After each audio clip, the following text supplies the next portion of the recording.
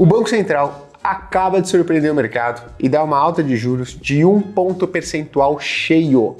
E nesse vídeo a gente vai entender quais foram os motivos que levaram o Banco Central a dar uma alta de juros dessa magnitude e também por que no comunicado ele trouxe uma postura muito dura com relação ao combate à inflação. E além disso, vou falar um pouquinho sobre as oportunidades que a gente está vendo se abrir agora, nesse momento, depois dos movimentos dos últimos dias no mercado financeiro brasileiro. Então bora pro vídeo. Antes de começar, eu preciso te lembrar que você se inscreva no nosso canal para estar sempre antenado com as informações que a gente vem compartilhando aqui no canal da Finclass, tudo que é economia, investimentos e tudo que tem relação com o dinheiro, tá? E também vou pedir para você curtir esse vídeo e compartilhar com quem também quer entender um pouco mais sobre investimentos e a cuidar melhor do seu dinheiro, beleza? Primeiro a gente precisa entender o que é a taxa Selic, né? E a taxa Selic é a taxa básica de juros da economia brasileira. E é o principal instrumento utilizado pelo Banco Central, que é conhecido por ser a nossa autoridade monetária, para controlar a inflação. Quando alguém fala o seguinte, olha, qual que é a função do Banco Central? Uma das principais funções do Banco Central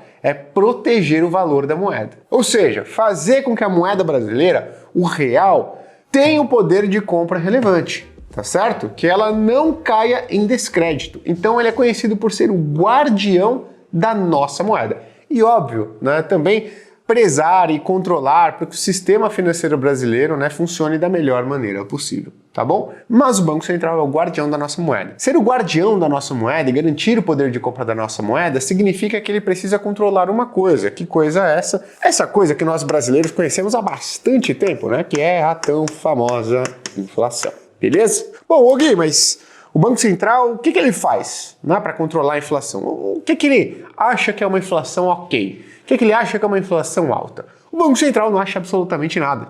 O Banco Central ele tem uma missão. É como se ele fosse um soldado numa guerra. E quem que determina a missão do soldado? É ele próprio? Não. São seus comandantes, generais e aí, pô, o presidente da república e por aí vai. Perfeito? Então, não é o soldado que determina a sua própria missão. Assim como não é o próprio Banco Central que determina qual que é a sua meta de inflação, tá? Alguém chega e fala, Banco Central, a sua meta, a sua missão é fazer com que a nossa moeda se desvalorize apenas um determinado percentual, que é a meta de inflação. Então o Banco Central está lá como um soldado, tá aqui, né? O Banco Central. E alguém chega com a missão para ele. Toma aqui a sua missãozinha. Essa é a missão. Dá a meta de inflação para ele. Quem que dá essa meta de inflação? É o famoso CMN. Quem é o CMN? Conselho Monetário Nacional. Aí você vai falar, ué, Gui, mas o CMN é formado pela galera do Banco Central, né? Não, não é formado pela galera do Banco Central. Aqui no CMN a gente tem Fernando Haddad, Simone Tebet e Roberto Campos Neto. Então nós temos dois ministros indicados pelo atual governo, mais o presidente do Banco Central, que até agora, né, e a última reunião que ele vai estar à frente do Banco Central, foi indicado pelo governo anterior, pelo governo Bolsonaro. Tá? Mas o que você precisa entender? Que da composição recente do CMN, do Conselho Monetário Nacional, que é quem dá a missão para o Banco Central, 2 membros foram indicados pelo atual governo. E eles já se reuniram para definir as metas de inflação do Banco Central. E a meta que foi definida, né, pelo CMN anterior e que foi referendada pela composição do CMN atual é de 3% de inflação anual para o Brasil, podendo oscilar 1,5 para cima e 1,5 para baixo, ou seja, pode vir aqui até 1,5 ponto percentual, como até 4,5 ponto percentual. O que isso significa? Que a missão do Banco Central é fazer com que a inflação no Brasil ela permaneça nesse intervalo aqui. Pode ser de 3%? Pode, claro, né? É o centro da meta, é a missão principal. Pode ser de 3,5%? Pode. Pode ser de 4,5%? Pode. Pode ser de 2%? Pode. Pode ser de 6%? Não. Aí o Banco Central não estará cumprindo a sua missão. Ele vai ter que escrever uma carta para o presidente da República falando, ó, desculpa aí, errei, fui moleque. Não consegui cumprir a minha função de ser o guardião da nossa moeda, de proteger a nossa moeda da corrosão do poder de compra. Perfeito? E aí qual que é o principal instrumento que o Banco Central ele utiliza, ou qual seria o armamento do nosso Banco Central para cumprir esta missão que lhe foi dada? Principal armamento, digamos assim, né, o instrumento, é a taxa de juros, que é a nossa taxa Selic.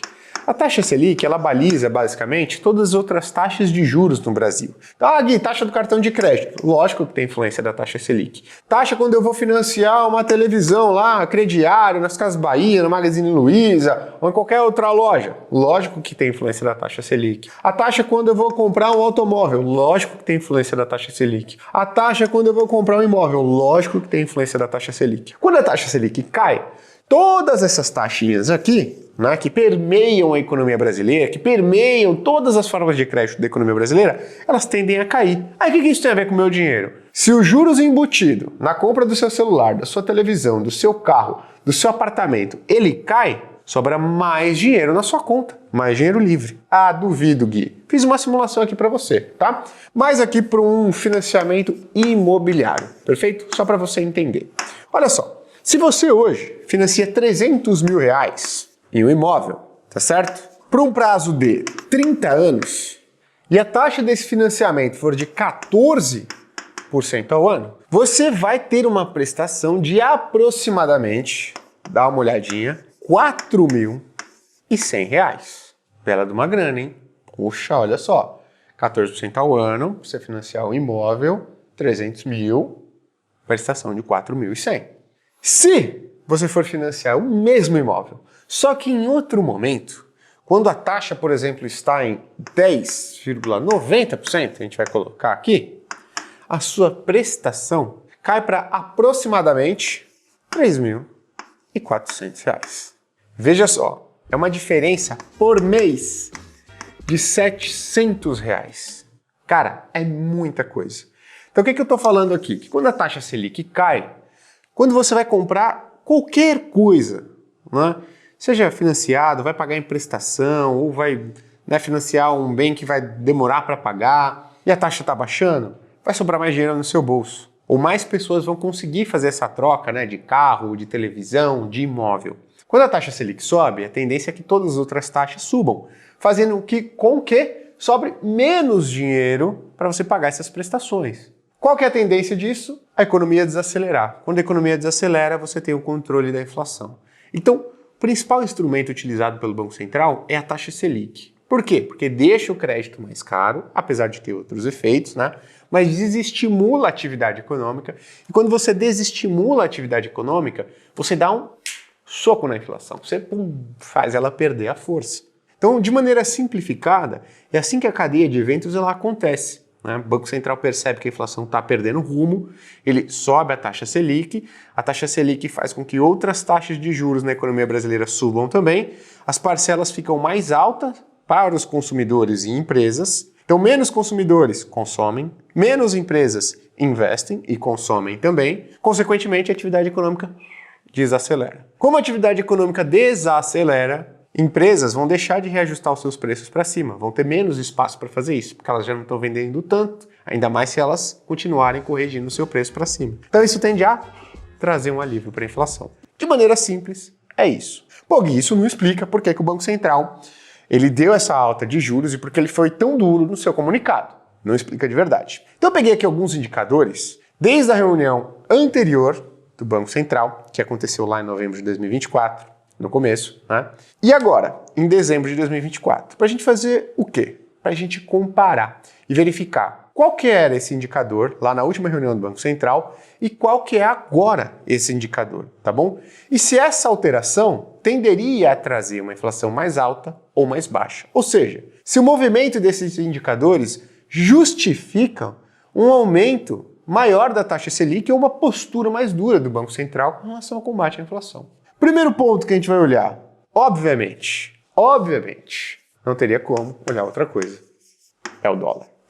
Perfeito? O dólar bateu a sua máxima histórica. Da última reunião do Banco Central, lá em novembro de 2024, ele estava em 5,73.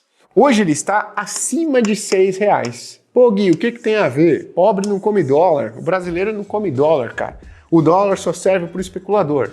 Não, na verdade, uma boa parte dos produtos consumidos aqui no Brasil são afetados pelo dólar, tá certo? Então, o computador que você está assistindo ou o celular que você está assistindo esse vídeo, ou ele veio de fora, ou ele tem, quase em sua totalidade, componentes importados. Esses componentes eles foram pagos no quê? Em real? Óbvio que não. foram pagos em dólar. Então o preço dos eletrodomésticos, olha só, tende a subir. Então você está falando de celular, você está falando de calculadora, você está falando de televisão, você está falando de geladeira, você está falando de qualquer eletrodoméstico, tá? Você está falando de qualquer bem que tem um componente eletrônico, muito provavelmente tem a maior parte dos seus componentes importados. O preço dessas coisas vai para cima. Ah, Gui, mas e daí? É só isso. Quem não compra eletrodoméstico, que é a pessoa mais pobre, não vai ter impacto disso. Olha, o Brasil importa trigo, né? E o trigo ele é a matéria-prima de diversos outros alimentos. Então se a gente tem um aumento no preço do trigo, por que o trigo ficou mais caro? Não, porque o dólar subiu. E a gente paga o fornecedor internacional o quê? Em real? Não, em dólar, tá certo? Então se o dólar subiu, o trigo fica mais caro, o nosso pão fica mais caro e consequentemente todos os outros produtos que levam trigo em sua composição. Pô, Gui, mas é só isso também, não tem mais nada que tem dólar aí. Se a gente for pensar, uma boa parte dos produtos agrícolas no Brasil, eles levam, né, produtos químicos que são importados, que são pagos o quê? Em dólar. Se a gente tem uma alta do dólar, esses produtos ficam mais caros e, consequentemente, o preço desses bens também tende a subir. Então, uma depreciação cambial, que a gente chama, né, uma alta do dólar, que é uma perda, é uma desvalorização da nossa moeda, ela significa uma perspectiva de inflação mais alta no futuro. É o que a gente chama, né, que os economistas gostam de chamar de pass-through, né? A desvalorização cambial chegando em uma inflação mais alta. Então, primeiro ponto, assim, que com certeza assustou o Banco Central foi uma depreciação cambial, uma alta do dólar. Aí se a gente vai olhar mais para os indicadores da inflação oficial no Brasil, vamos olhar para dois aqui, né, para indicadores de preço. A gente tem o IPCA, que é o indicador de inflação oficial do brasileiro, e a gente tem o IGPM, que indica aí mais o que seria preços ao produtor, tá? Então o IPCA, lá na última reunião do Banco Central, nos últimos 12 meses, ele acumulava uma alta de 4,59%. Tá? Que já não é muito confortável, hein? Vale a gente lembrar qual que é a meta do Banco Central, vai de 1,5 até 4,5, então já estaria fora do que a gente chama da missão do Banco Central, da meta do Banco Central, tá? Mas, com o dado atualizado, que foi divulgado essa semana, o IPCA, em 12 meses, subiu para o patamar de 4,84%. Ou seja, a inflação corrente subiu ainda mais. Ah, Gui, mas essa inflação para o Brasil em nível histórico é baixa. Então por que o Banco Central está subindo a taxa de juros? Por que isso aqui importa para a decisão do Banco Central? Porque a missão do Banco Central, pelo amor de Deus, não é olhar para o passado, é olhar para a meta que deram para ele. Para que o CMN definiu, para que o Conselho Monetário Nacional definiu, e não para o passado, pô. Tá certo? Então a meta do Banco Central, que é, olhando para frente, vai de 1,5 a 4,5. Então não interessa se 4,59 ou 4,84 é uma taxa de inflação historicamente baixa para o Brasil. Essa não é a meta do Banco Central. Ah, então tem que mudar a meta. Então você reclama com o CMN, reclama com o Haddad, reclama com a Simone Tebet e também com o Roberto Campos Neto. Mas não é só com o Banco Central não, tá? São 3 pessoas que compõem o CMN, beleza? Então, a inflação em 12 meses subiu acumulada. Perfeito? Foi só isso, Gui? Não, um outro indicador de preços também subiu. E esse indicador de preços ele é mais ligado ao produtor, né? Então é o empresário. Isso aqui está mais atrelado com o custo da matéria-prima, que as empresas compram os materiais para produzir bens e produtos e tudo mais, tá? Que é o IGPM. O IGPM, na última leitura, estava em 5,59%. E por que eu vou olhar, Gui? Problema do empresário lá, cara. Problema desse magnata aí, que tá ganhando grana pra caramba, custa de todo mundo. E não, meu problema, se lascou, tá subindo mais. 5,59, detalhe, isso na última reunião. Agora tá subindo ainda mais, ó. Foi pra 6,33% acumulado nos últimos 12 meses. Aê, empresário, se lascou, problema teu, não meu.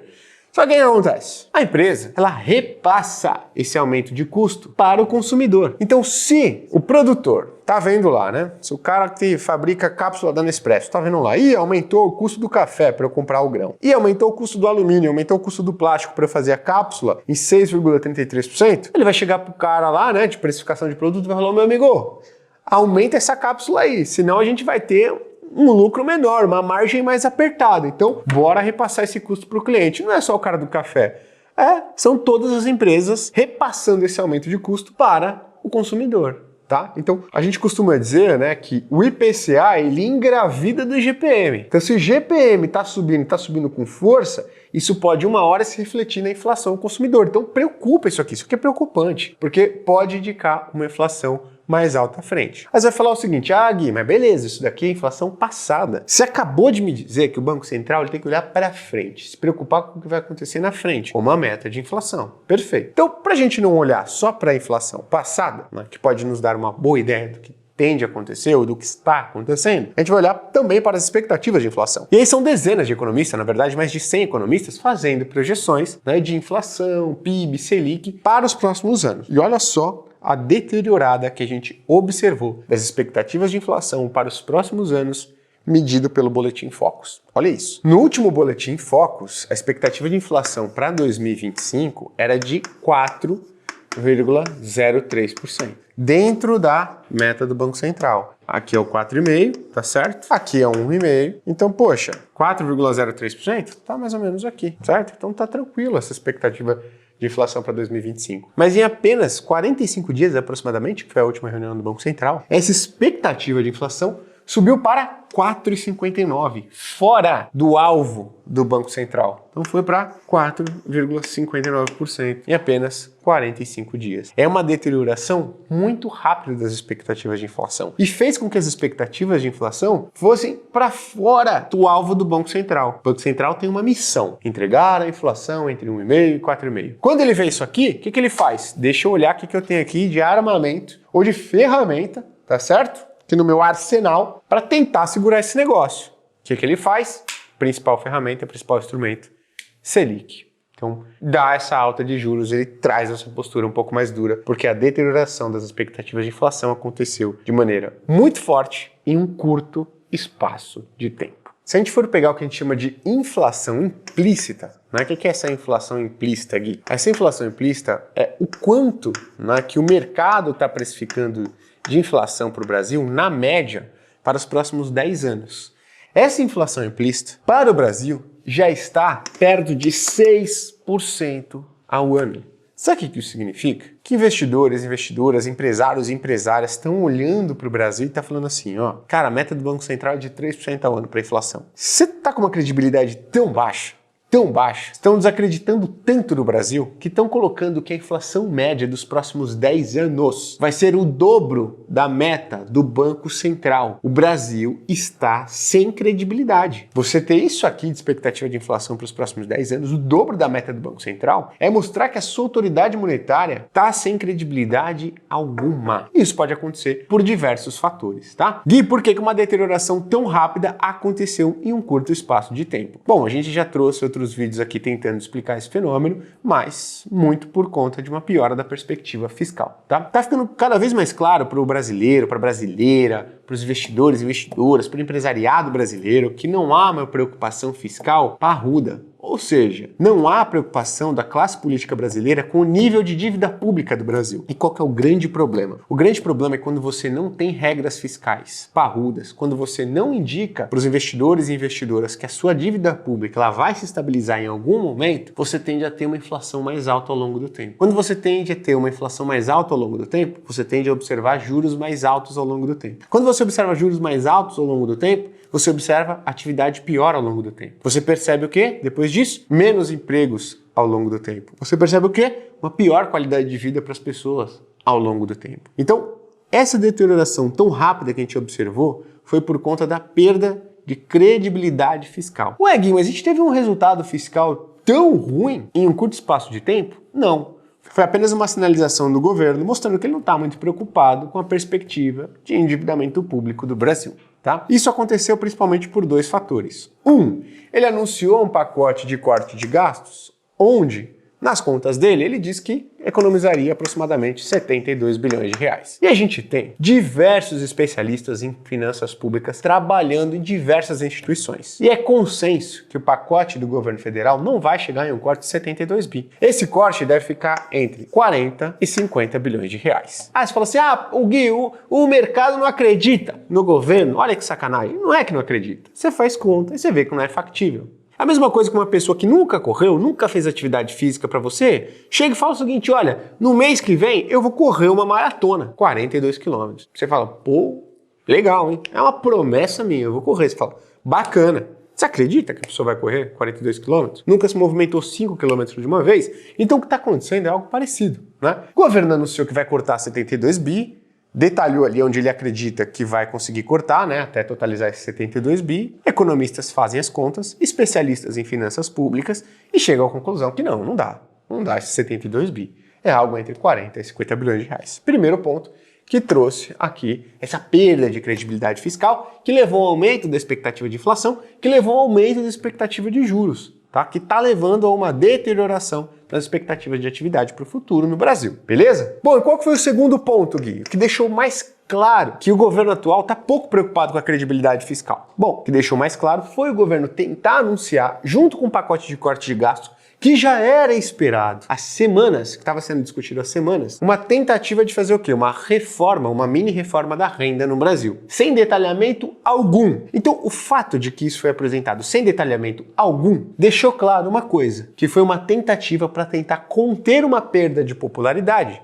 de você anunciar um pacote de corte de gasto. Anunciar um pacote de corte de gasto, pô, não é algo popular. Você chega para a população e fala o seguinte, ó, eu vou deixar de gastar, hein? Aqui, ó, 72 bilhões de reais. Para quem não entende muita coisa de economia, e não é obrigação de todo mundo entender alguma coisa de economia, mas seria bom. A pessoa olha e fala, pô, o governo vai deixar de gastar um pouco. Ruim, cara. Vai cortar de onde? E o governo sabe, né? A oposição vai ficar batendo, ó, vai cortar daqui, vai cortar dali. Então ele se preocupou muito com a perda de popularidade. Falou, já sei, né? Que deu a impressão. O que deu a impressão foi de que o governo não pensou, já sei, eu posso apanhar desse lado aqui, mas eu vou lançar uma outra coisa que vai conter essa perda de popularidade. Eu vou apresentar uma ideia, não é nenhuma proposta, de reforma da renda no Brasil, de mini reforma. Então eu vou isentar as pessoas que ganham até 5 mil reais da cobrança do imposto de renda e eu vou falar que eu vou tributar das pessoas que ganham mais do que 50 mil reais. Que contas? Qual que é a sua perspectiva de tributar, de arrecadação, tributando isso, aquilo? Não sei. Eu só vou falar para tentar conter um dano de popularidade. Então não houve detalhamento algum disso daqui. Foi simplesmente uma ideia jogada. Quando você simplesmente joga uma ideia, você não apresenta dados concretos desta proposta, qual que é a expectativa de arrecadação aqui desse lado, qual que é a perspectiva de perda de receita ao isentar as pessoas que ganham até 5 mil reais aqui do imposto, da cobrança do imposto de renda, você simplesmente deixa muito claro que você não está preocupado com o equilíbrio fiscal.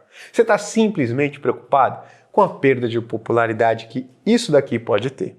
O que aconteceu? O tiro saiu pela culatra, claramente. Ao tentar misturar as duas coisas, o governo deixou muito claro que a preocupação fiscal está muito longe de ser prioridade. Quando você deixa isso claro, o que acontece? Expectativas de inflação sobem, expectativas de juros sobem, menos pessoas, fundos, empresas querem prestar seu dinheiro para o governo brasileiro, os juros sobem de maneira relevante. Assim como há uma depreciação cambial, uma alta do dólar. Na verdade, o que explica essa deterioração dos dados que eu trouxe aqui pra gente é a perda da credibilidade fiscal. Então, a perda da credibilidade fiscal levou à deterioração desses dados, que levaram o Banco Central a adotar essa postura mais dura com relação ao combate da inflação. Um detalhe impressionante, tá? O Banco Central já vem adotando essa postura dura com relação ao combate à inflação e o que aconteceu? As expectativas de inflação aceleraram, tá certo? O que não é normal de acontecer. Você precisa ter uma perda de credibilidade muito relevante para isso aqui acontecer. Pô, Gui, isso tudo é ruim, cara. Isso tudo é ruim. É ruim. Não dá para dizer que é bom, pelo amor de Deus, né? Tem gente que vai falar o seguinte, isso aqui é bom, eu vou isentar e tudo mais. Olha o que você teve. Quem ganha até 5 mil continua pagando imposto de renda. Esse cara aqui continua pagando pouco imposto. E no final, a gente está com um dólar muito mais alto e com um juro muito mais alto. Então, como anunciar isso aqui, que nem foi uma proposta, foi uma ideia jogada, ninguém detalhou nada, não dá para ser defendido. Não dá para você defender isso aqui, tá? Você pode até defender que isso daqui é uma boa proposta, mas não dá para você apresentar no contexto que a gente estava de perda da credibilidade fiscal. Você simplesmente acelerou a perda dessa credibilidade que já estava debilitada. Acontece que isso abre oportunidade para investimento em diversos ativos. Ativos esses que sofreram bastante. Quais são eles, na minha opinião? Fundos imobiliários. Fundos imobiliários estão caindo mais do que as ações nesse ano. Por que isso acontece, Gui? Porque eles são piores? Não. Simplesmente porque 3/4 dos participantes do mercado de fundos imobiliários são pessoas físicas. E pessoas físicas são muito sensíveis ao noticiário negativo. Quando o noticiário vira para algo mais negativo, elas correm para vender os seus ativos que estão se desvalorizando, intensificando o movimento. Então o mercado de fundos imobiliários hoje apresenta excelentes oportunidades. O mercado acionário sofreu pouco, mas sofreu pouco também porque está muito amassado.